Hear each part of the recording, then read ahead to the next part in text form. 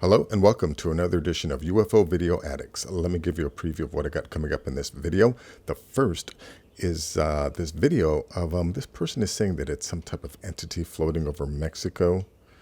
But I mean, I kind of thought it was just a bag or something, but it may be because it definitely, shouldn't be floating up there that long.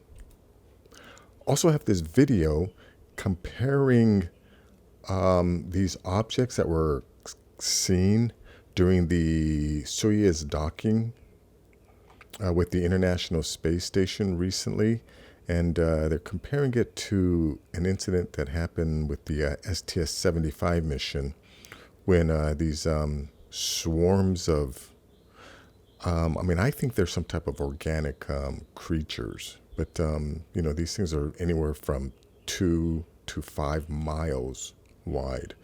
Anyways, check that out. Let's see. This is a video from Reddit about a UFO that was seen in Anza. I think that's in Arizona or someplace. Also have this video of a possible alien craft or a craft that was seen trying to hide behind clouds during a thunderstorm. And this video of this creature that was seen in Argentina, and they said it killed a couple dogs. And that's really all it is. It's just this one photo. I mean, who knows if it's real. Also have this video about a city that was found in our Missouri City, and some giant bones that were found alongside with it. And here's a video about holes in our polar openings, that there's definitely a possibility that this planet is hollow, and that shape is most likely normal for all planetary bodies in our solar system or in the universe. Also got this website here showing these giant blocks that were cut in the ancient past. Here you can see, there's a person here, and here this is from Baalbek, Lebanon. Yeah, look at that person there, and this is the trilithon stones. These things are supposed to be like 1,200 tons each. Look at this guy down here. And then, these stones up here were what the Romans built. So, I think that these stones must have been placed here as a foundation for spacecraft that were landing on the planet back then. Anyways, we'll take a look at that. And then last is this website here. It's called Enter the Web Matrix. And like this illustration signifies, I guess you could say, yeah, you want to talk about going down the rabbit hole. This is the website, the webmatrix.net. We'll go into that, once we get to it. But yeah, this is, when you talk about going down the rabbit hole, this website here gets into all of the, I think it's called the esoteric secrets that, are generally withheld to, certain individuals or, people that are in secret societies, and, you have to, go through all of these different rituals and whatnot. But this website put a lot of that stuff together. We'll take a look at that. Anyways, let's go to this first video here. This site is saying massive alien entity floating over Mexico proves aliens are already here. The video is showing a UFO of considerable proportions that strongly resemble a living creature has recently surfaced. Could this prove the UFO phenomenon is real, and even more, that otherworldly creatures reside on the Earth?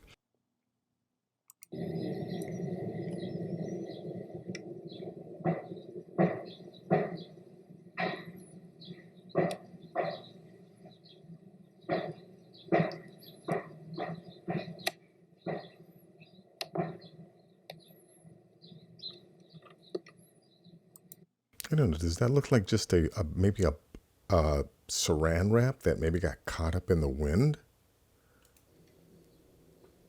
Like right there, does it look like it's just a balled up saran wrap that got somehow caught up in a whirlwind and thrown in the air? Or is this some type of living creature that resides in low Earth orbit, which, I do believe that that is the case. I think in the ancient past, like the Aztecs or the Mayans used to call this thing like Kubla Khan or Quetzalcoatl or something like that.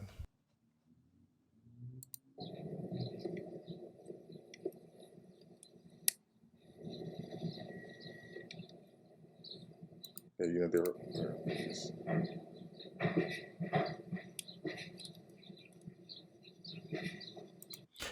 are these other videos out there showing these snake-like creatures that have, again, in the ancient past. I think the people in South America called it Kubla Khan or the Quetzalcoatl. Anyways, a link to this will be in the description. Now, this video here, it's going to talk about this craft that was seen, actually some other things, but it's comparing it to these objects that were seen during the STS-75 mission. And now, I'm sure that video has been out a while, but the backstory real quickly is this is some kind of energy collector that they were testing. NASA was testing to see if they could collect plasma that was, being shot off the sun, and it ended up generating so much power that it burnt off the space shuttle and ended up floating out into space. But this thing is 12 miles long. So, essentially it's a giant ruler out in space. And because they know the size of this thing, they were able to determine the size of these things. And they said that these things are anywhere from 2 to 5 miles wide. 2 to 5 miles wide. Pretty amazing. And and also you can only see these things in the infrared spectrum. So these things are, floating around above our heads right now. So I wonder if these things are also something similar. But let me play this from the beginning, where this guy talks about seeing these objects during this docking. Gigantic donut-shaped UFO that seems to inspect the event. Once the camera zooms out, the sun lights them up. Just sit back and watch. First, we see an object zip by extremely fast. Then a few more. Then we see an incredible donut-shaped object shift across the screen down here. As another small orb drifts across space here, while several more appear all over. You can't miss them. But the one in the back that's moving from left to right almost seems to be changing speed. Then yet another makes its way towards the left from right behind the Soyuz spacecraft. Another appears from over here.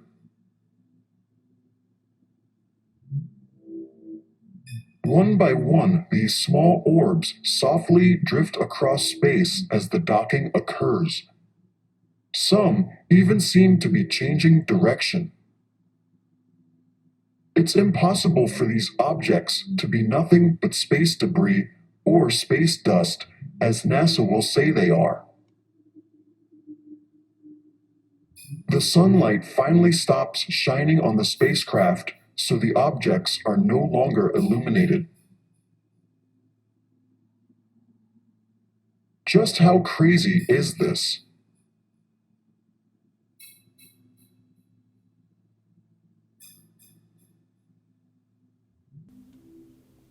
Anyways, let me just stop that right there. And this video goes on to, compare, this object here to the STS-75 mission, where you saw, literally thousands of these. I think they're creatures. I think there's some type of space creature that exists in low Earth orbit. Also, again, in the infrared, you have to have some infrared filters to be able to see them. But, I was told, like, every environment on this planet, you can go to the deepest depths of the ocean and you're going to find life. Even in volcanic lava, there are snails, with shells made of iron and things like that. So, yeah, in every environment, on this planet, in the planet, under the ocean, and apparently even around the planet, there seems to be life. I mean, if anyone wants to look up this one, just look up STS-75, Space Shuttle STS-75. And, NASA is going to say these are ice particles, but you'll see them. There's like energy being generated off of these things. They're huge. Anyways, I'll link to this will be in the description. Well, yeah, this guy's got other stuff on this video too.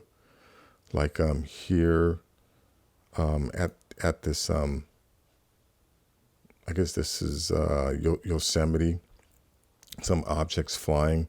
And then here at the end, there's this video of a object seen over a volcano. Now, this video here is about these sightings that were seen in Anza in 1993. Let me just enlarge this one. Yeah, now the beginning is just them talking about, what they saw. And this is where it gets interesting here. Definitely. The team captured this amazing UFO video. You guys watching this inside? It's going out. Going straight out. 249. 249. We are presently watching this light, anomalous light, it's now rising above Mount Cahuilla. It appears to be more oblong or saucer-shaped than a conventional aircraft would be. This Starlight videotape may be all we ever know about the UFO nicknamed Goldie. Neither U.S. military sources nor the FAA have a definitive explanation. Researchers in ANSA now have extensive logs and video, but none of it can yet explain who or what is out there. Dude, you see how at the end they said no one can explain? Yes, you can if you just use common sense. And again, stop being such a mindless fucking sheep and believing this nonsense. Just use common sense, deductive reasoning, critical thinking, right? And Occam's razor, right? If there were people like these guys here, they obviously knew that these crafts were going to show up because they gathered there and they got the cameras out. So this is a flight corridor being used by some of our neighbors. How is that not obvious by this point? And you still have these morons going, oh, we don't know where they come from. Who can answer that? Anyways, link to this will be in the description. Let's see. Now, this is a video I found on my Facebook. Let me see if I can just go full screen on this. Yeah, and I'm going to play this the whole thing. It's only 20 seconds.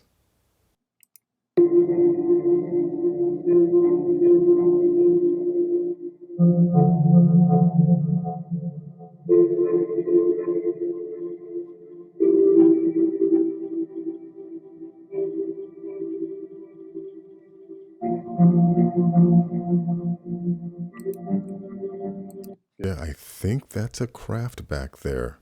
Again, this is one of those things where I had to change my belief system and realize that that we aren't alone on the planet, and whoever these people are, they have these giant crafts that can float around in the sky, and people in our government have been trying to keep this information from us because people have been seeing it for thousands of years. And again, we know now because there are documents that reveal it, that there was a concerted effort by people within our government to hide this information from us. And they were, and I'm starting to realize now they were able to do that because, so many people are dumb sheep. I mean, it's just so easy to fool people, like even now I still see people running around with masks on their face, even though there's no one telling you that you have to keep a mask on your face. We really are a society of sheep brains. Anyways, link to this will be in the description. And this one here is this video about this photo. Apparently some people witnessed this and they said that it killed a couple dogs. But I wonder if this is just like some kind of maybe a cougar or a puma or something that has mange. But those hands look kind of, those don't look like paws. Yeah, this whole video, there's really nothing else. It's 1:10 and it's just talking about this image. You don't see anything moving. But link to this will be in the description. Now let's go to this one here that talks about these giant skeletons found in this city. Let me see. Let me just go back a little here. Incredible root-style masonry and artifacts have been identified, including stone benches, bronze and flint knives, stone and granite hammers, metal statues, metallic saws, and a stone fountain that flowed with perfectly pure water, which was found to be impregnated with lime. Lying beside the fountain were portions of a human being, and from measurement of the bones it concluded that when alive the figure was 3 times the size of an ordinary man and possessed of wonderful muscular power and quickness. According to the St. Paul Daily Globe, the semi-weekly South Kentuckian published the measurements of the giant's leg. The bones of the leg were measured, the femur measuring 4½ feet, the tibia 4 feet and 3 inches. The head bones had separated in 2 pieces, the sagittal and cornal sutures having been destroyed. The city was arched in by a hard and thick stratum of lava. The civilization used a regularly laid-out road system enclosed by walls to travel around. A hall was discovered wherein were stone benches, tools of all descriptions for mechanical service. The searching party spent 12 hours in the depths and only gave up explorations because of the oil in their lamps being low. No end to the wonderful discovery was reached. The statues were not accurately made as those made by the mechanics in the year 1885. However, they demonstrated much skill and an evidence of an advanced civilization. The facts above are vouched for by Mr. David Coates, the recorder of the city of Moberly, and Mr. George Keeling, city marshal, who were of the exploring party. I could find no record of the second exploration. Perhaps in the historic papers on film, in the town of Moberly, information may still exist. In order to find 8 newspaper stories I needed to search Stratum of Lava 1884-1886. In an odd coincidence, the terms cave and Missouri, Missouri and cave and coal mine, Missouri cave fountain, Missouri Gant, and countless other rational terms would not locate these articles on the Library of Congress website. It seems you need to be clever in your search terms in order to locate historical articles that are relevant. Yeah, see, this is more stuff that they're trying to hide. I've come across so many old articles in newspapers talking about finding giant bones of giants, and generally somewhere in the article they always talk about how the Smithsonian came and took the bones away or took the artifacts away, and they just warehoused that stuff. And again, there's obviously people who are trying to hide the truth about our history and Earth's history. There's so much evidence now to indicate that there were obviously advanced civilizations existing on this planet, and there's giant bones of giants, there's footprints of giants out there, and all of that stuff is kept out of our history books and our other academic books because it doesn't fit into the current or the accepted belief system or the belief structure that they expect the sheep to adhere to. But anyways, link to that will be in the description. Now this stuff, about the whole hollow Earth, I really hope this isn't similar to the whole flat Earth thing. This is something that there seems to be evidence to indicate that yes, these photos are, I have no idea if these are photoshopped, but these are supposed to be images, of the openings. I've watched some videos that claimed that all planets actually have a hollow center. Yeah, from my understanding, living on the surface of the planet is not ideal because you can be affected by meteor impacts. So it's safer to live in the interior, I guess, where the environment is a little more controlled. But these are all of these different, supposed images that they usually don't show to people, showing these indentations on the polar openings.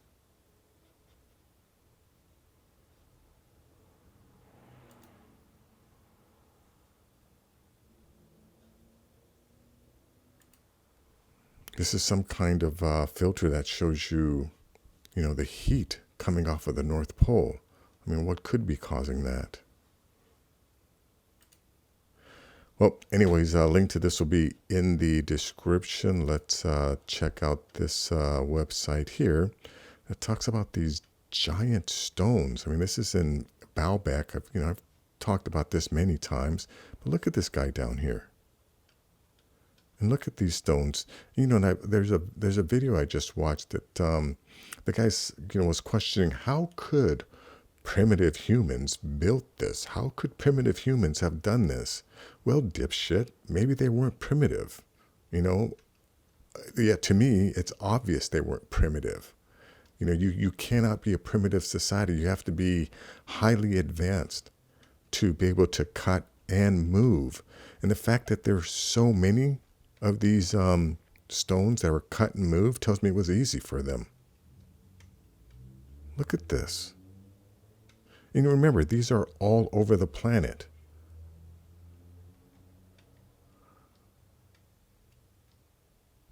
This is the Trillathon in Baalbek, Lebanon.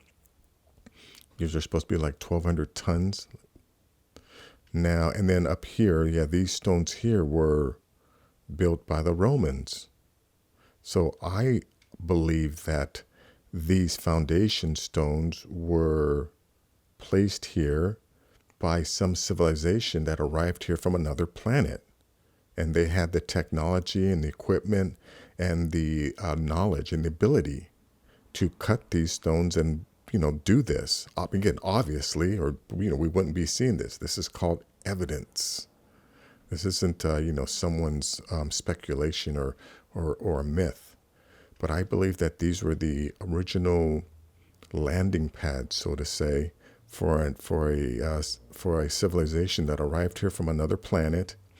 And then, years later, maybe some of their descendants who still possess some of the knowledge, but, not the ability to cut these giant stones, because maybe the equipment wasn't there anymore. Maybe the equipment left the planet, but they still had the knowledge to cut these stones and move them somehow. Again, and they must have been using some type of a gravity cancellation system, because there's no evidence that they were using rope or the wheel. So again, the fact that we're seeing this, I would surmise that they were using some type of anti-gravity craft, and they are able to just completely cancel out the weight of these objects and put them into place. And again, because there's so many of them, this was easy for them.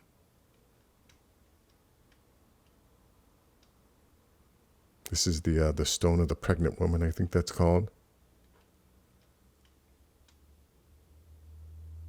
Again, this down here is what, what I believe in, a civilization from another planet must have built. And then the Romans built this on top. And, these, actually, I've never seen these. This is the first time I've ever seen these stones. But, these must have been quarried and were going to be moved into place or cut and shaped into place.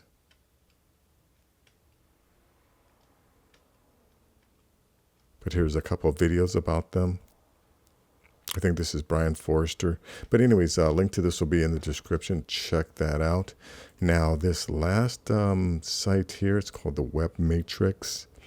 It says, "Oh, what a tangled web we weave when at first we start to deceive." Now this is really entering the rabbit hole, so to say. Who controls the agreed upon reality through the mainstream media, and why they fear disclosing the truth about the extraterrestrial reality? If you really want to go down the rabbit hole, this is the website you could spend hours and hours on.